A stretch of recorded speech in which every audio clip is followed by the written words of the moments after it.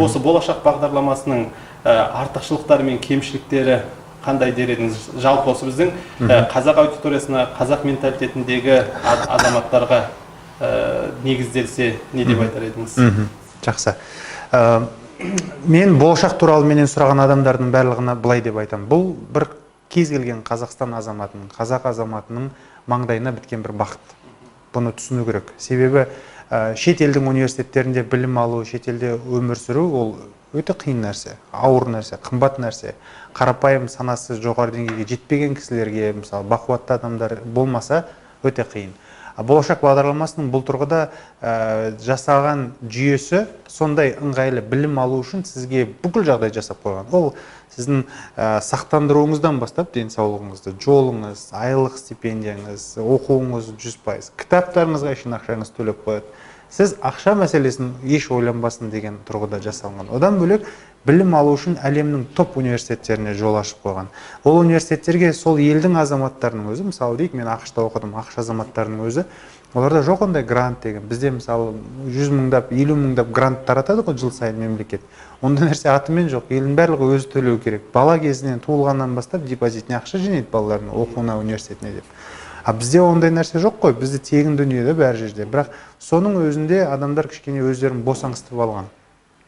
Біздің болашақ бағдарламасының мүмкіндіктері өте көп деп айта аламын, себебі мына нәрсе жағынан адамдар кішкене қиналады. Ой, келген соң 5 жыл Қазақстанда жұмыс жасау керек. Айналайын, сіз ақысы, ел ақысы деген нәрсені түсіну керексіз да. Сізге сонша қыруар ақша төлеп оқытты, қайтып келіп елге қызмет ету керек қой. Ол жерде сізге ешқандай шектеу жоқ. Мына жерде жұмыс істеу керексіз, мына жерде жоқ. Сен мемлекеттің ішінде елге қызмет ет, бір пайдалы әрекет. Міне сенің қызметің сол, елге қайтаратының. Ақшаң қайтар деп атқан жоқ, басқа деп атқан жоқ. Иә, үйіңді кепілге қоясың, енді ол заңды нәрсе, себебі сізді шетелге жіберіп жатыр, қайтып келсін деген ниетпенен. Бірақ дегенмен ол ондай ауыр бір дүние емес, сізге берер дүниесімен салыстырған кезде. Сол себепті бұл мүмкіндікті қолдану керек әрбір қазақтың азаматы. Қазіргі таңда магистратураға және PhD-ға жіберіп жатыр азаматтарды. Одан бөлек болашақ бакалавр бағдарламасын жауып тастады, оның себептерін кейінірек түсіндірем. Бірақ бакалавр бағдарламасымен шетелде оқығым келеді деген кісілерге айта кетейік, болашақтың сайтында өте көп гранттар жөнінде ақпарат беріледі. Ол кісілер қалай жасайды? Шетелдің мысалы елшіліктеріменен келіседі, сол жерден грант шығарады, Қазақстан азаматтары, халқым тапсыр мұнда. Кел, өт осында. Сөйтті мына елдің тегін гранттарын жеңіп ал деп болашақ өзінің платформасы арқылы ақпарат таратып жатыр қазіргі таңда. Бұны қолдану керек. Аспаннан күтіп отырудың қажеті жоқ, кішкене әрекет етіп ақпарат ізденген адамға, жаңа ізденпаздық деп айтып жатырмыз ғой. Барлық нәрсе бар.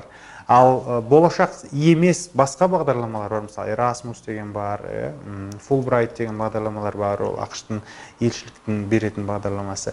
Олар да төлеп береді басқа-басқа, бірақ олардың өздерінің шарттары бар. Оған өту үшін сіз кәдімгідей белгілі бір неден өту керексіз дайындықтан. Болашақтың жақсы жері ағылшыншаны белгілі бір деңгейден артығырақ білсең, тіл курсына да жібереді. Айналайын, тегін барып оқып келсеш. Сол дүниені де қолдану керек те. Сол себепті бұл мүмкіндікті жіберіп алмаған абзал. Болашақ бағдарламасы туралы айтарым. Кемшілік тұрғысынан анау айтарлық бір кемшілік көрмедім. Тек қана жаңа мемлекетке келіп 5 жыл осында қызмет ету керексің. Оның үстіне былай да жасап қойған. Қазір заңдар өзгерді. Егер Алматы Астанадан бөлек қалаларда жұмыс жасасаңыз, сіздің жұмыс жасау уақытыңыз 3 жылдан асса жеткілікті.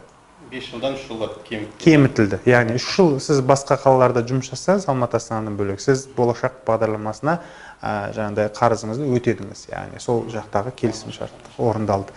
Ол тіптен жақсы. Енді 3 жыл деген өтіп кететін уақыт қой. Көзді ашып жұмғанша